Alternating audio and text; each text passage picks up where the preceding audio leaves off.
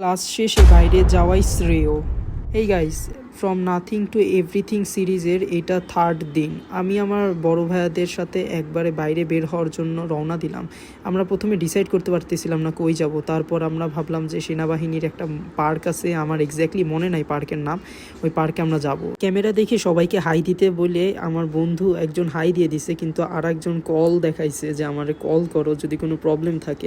Maybe ও বিদেশে যায় 99999 কাজ করবে আর সামথিং। অবশেষে আমরা আমাদের দেখা পেয়ে গেলাম পার্কের। আর ভিউগুলো খুবই সুন্দর ছিল, আর মূল্য মাত্র 50 টাকা। আমার কাছে টাকা না থাকায় আমার বড় ভাইরা আমার টাকা দিয়ে আমাকে এন্টার করাইলো। বাই দ্য ওয়ে, তারা সবসময় আমাকে এরকমভাবে হেল্প করতে থাকে। আর এরপর কিছু বানর ঠানোর দেখতে পাইলাম, এরা খুবই মজা করতেছিল।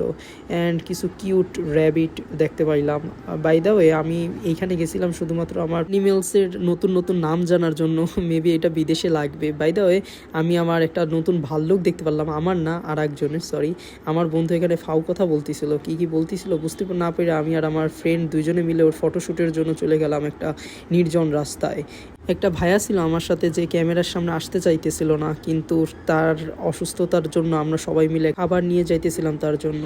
ইতিমধ্যেই দেখলাম যে সে একদমই হাঁটতে পারতেছিল না, তাই সে চলে গেছে। তাই আমরা বাকি সবাই মিলে কিছু স্ন্যাক্স টাইপের খাবার লাইক ফুচকা এগুলো খাইতে গেছিলাম। আসলে ফুচকাটা অনেক বেশি মজা ছিল, আমি জানি না কেন। আর ভাইয়াদের সাথে খাইতেছিলাম, এই জিনিসটা আরও অনেক ভাল লাগতেছিল। তারপর আমার কোকের পাল্লা চলে আসলো, কোকটা আমি খাওয়াইছি বাই দ্য ওয়ে। তারপর আমি বাসায় চলে আসলাম। আসার পর আমার ফ্রেন্ডের সাথে দেখা হয়েছে। আজকে দিনটা সেই ছিল 10 out of 10।